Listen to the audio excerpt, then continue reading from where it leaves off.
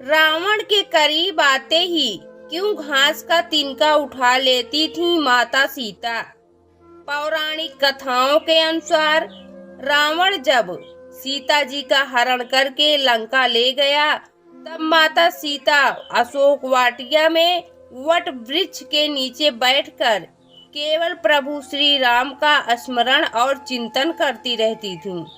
रावण बार बार आकर सीता जी को धमकाता था, लेकिन वह कुछ नहीं बोलती थीं। यहाँ तक कि रावण ने श्री राम के वेश में आकर माता सीता को भ्रमित करने की कोशिश की, लेकिन फिर भी सफल नहीं हुआ। रावण थक हार कर जब अपने शयन कक्ष में पहुंचा तो मंदोदरी, जो यह सब पहले से जानती थी, बोली, आपने तो राम का वेश भी धरा था, फिर क्या हुआ? रावण बोला, जब मैं राम का रूप लेकर सीता के समक्ष गया तो सीता मुझे नजर ही नहीं आ रही थी। रावण अपनी समस्त ताकत लगा चुका था, लेकिन जगत जननी माँ को आज तक कोई नहीं समझ सका, फिर रावण भी कैसे समझ पाता। लेकिन लंकापति रावण भी कहाँ हार मानने वाला था। उसने फिर से माता सीता के करीब आने का प्रयास किया।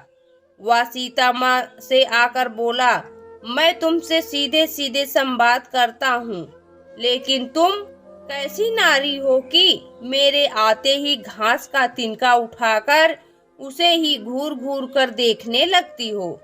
क्या घास का तिनका तुम्हें राम से भी ज्यादा प्यारा है?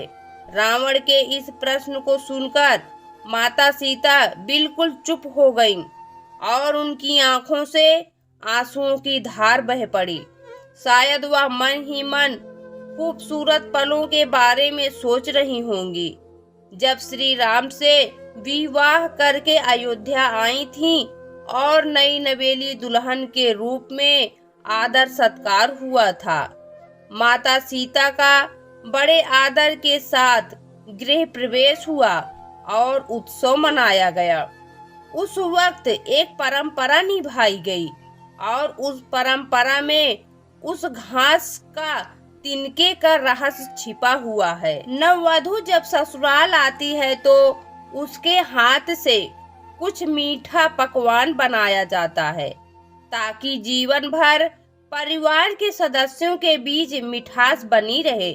इसलिए सीता जी ने उस दिन अपने हाथों से घर पर खीर बनाई और समस्त परिवार राजा दशरथ सहित चारों भ्राता और ऋषि संतों को परोसी।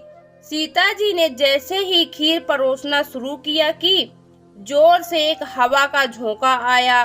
सभी ने अपनी अपनी पत्तल संभाली। सीता जी कुछ समझ पाती कि राजा दशरथ जी की खीर पर एक छोटा सा घास का तिनका आकर गिर गया। सीता जी ने उस घास के तिनकों को देख लिया, लेकिन अब खीर में हाथ कैसे डालें, यह प्रश्न था। तब सीता जी ने दूर से ही उस तिनके को घूर कर जो देखा तो वो तिनका जलकर राख का एक छोटा सा बिंदु बनकर रह गया।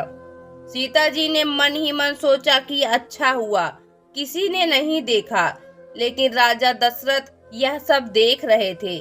फिर भी दशरथ जी चुप रहे और अपने कक्ष में चले गए और वहां सीता जी को बुलवाया। फिर राजा दशरथ बोले, मैंने आज भोजन के समय आपके चमत्कार को देख लिया था।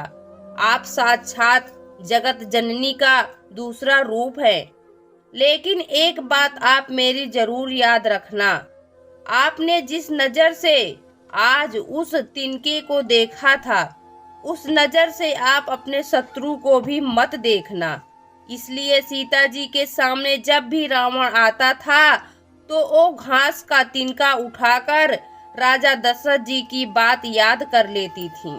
सीता जी चाहती तो रावण को अपनी एक नजर से ही भस्म कर सकती थी, लेकिन राजा दशरथ जी को दिए वचन की वजह से वह शांत रहीं।